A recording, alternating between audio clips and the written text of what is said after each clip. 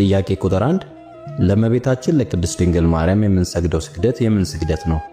ሀ የአምልኮ ስግደት፣ ለ የጸጋ ስግደት፣ ሐመርሃ የአክብሮት ስግደት።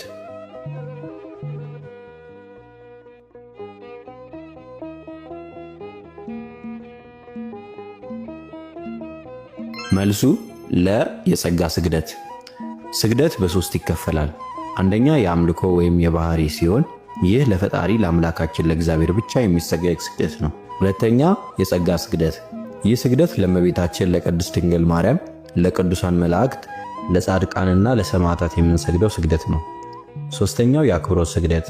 ይህ ደግሞ እርስ በርሳችን የምንለዋወጠው አክብሮታዊ ሰላምታ ነው። ጥያቄ ቁጥር 2 በሀገራችን ኢትዮጵያ የመጀመሪያው ጳጳስ ማን ይባላሉ? አ አቡነ ተክለ ሃይማኖት፣ ለ አቡነ ባስልዮስ፣ ሐመርሃ አባ ሰላማ ከሳቴ ብርሃን።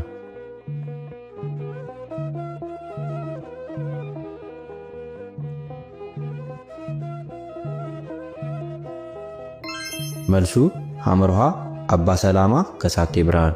ቅዱስ ፍሬምናጦስ ወይም አባ ሰላማ በአራተኛው መቶ ክፍለ ዘመን ወደ ኢትዮጵያ መጥተው የመጀመሪያው ጳጳስ ሆነዋል። ጥያቄ ቁጥር 3 የኢትዮጵያ ኦርቶዶክስ ተዋሕዶ ቤተክርስቲያን ምዕመናንን የምትመራባቸው መመሪያ ሕጎች ስንት ናቸው? ሀ 1፣ ለ 2፣ ሐመርሃ 3።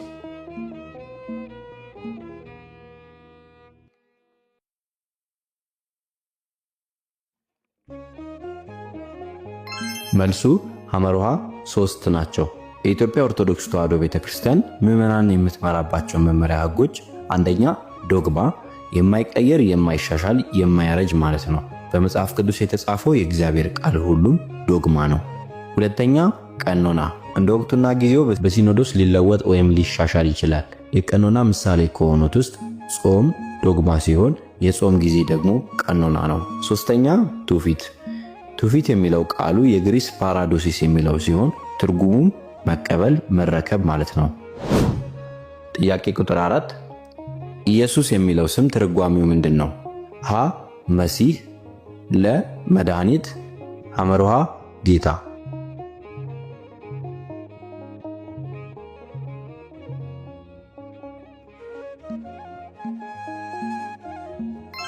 መልሱ ለ መድኃኒት ማለት ነው። ኢየሱስ ማለት በቀጥታ ትርጉሙ መድኃኒት ወይም አዳኝ ማለት ነው። ጥያቄ ቁጥር 5 ይዌድስዋ መላእክት የተሰኘውን የእመቤታችንን ምስጋና የደረሰው አባት ማን ነው? ሀ አባ ጊዮርጊስ ዘጋስጫ፣ ለ ቅዱስ ያሬድ፣ ሐመርሃ አባ ሕርያቆስ።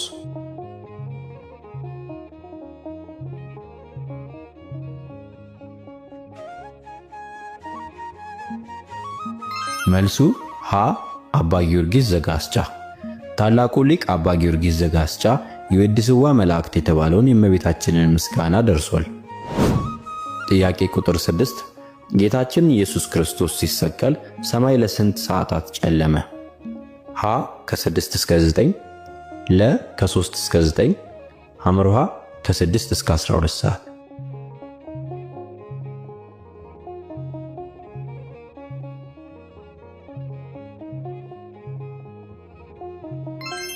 መልሱ ሀ ከ6 እስከ 9 ሰዓት።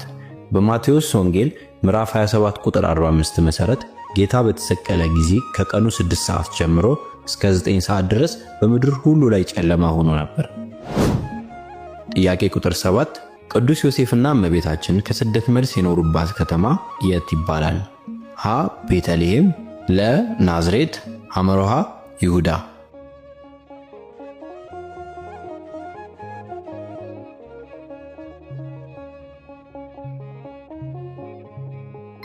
መልሱ ለናዝሬት።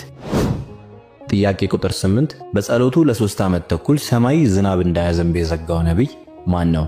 ሀ ነቢዩ ኤልሳ፣ ለ ነቢዩ ኤልያስ፣ ሐመርሃ ነቢዩ ዳንኤል።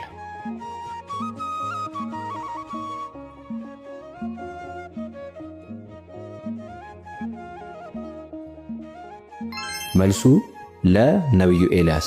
ነቢዩ ኤልያስ በንጉሥ አክዓብ ዘመን በነበረው ክህደት ምክንያት በጸሎቱ ሰማይን ለ3 ዓመት ከ6 ወር ዘግቶት ነበር። ጥያቄ ቁጥር 9 የታላቋ እናታችን የቅድስት ክርስቶስ ሰምራ እናትና አባት ማን ይባላሉ?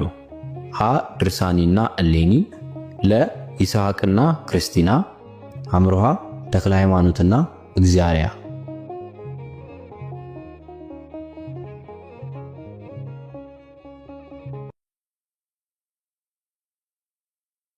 መልሱ ሀ ድርሳኒና እሌኒ። ጥያቄ ቁጥር 10 በመጽሐፍ ቅዱስ የብሉይ ኪዳን ክፍሎች ስንት ናቸው? ሀ 40፣ ለ 43፣ ሐመርሃ 46። እስከ ቪዲዮ መጨረሻ ድረስ ስለተከታተላችሁ እናመሰግናለን። 10ኛውን ጥያቄ በኮመንት ላይ እንድትመልሱ እንጠይቃለን። ሌሎች ፈታኝና አዝናኝ ኦርቶዶክሳዊ ጥያቄዎችን ማግኘት ከፈለጋችሁ ቻናላችንን ሰብስክራይብ በማድረግ ይከታተሉን።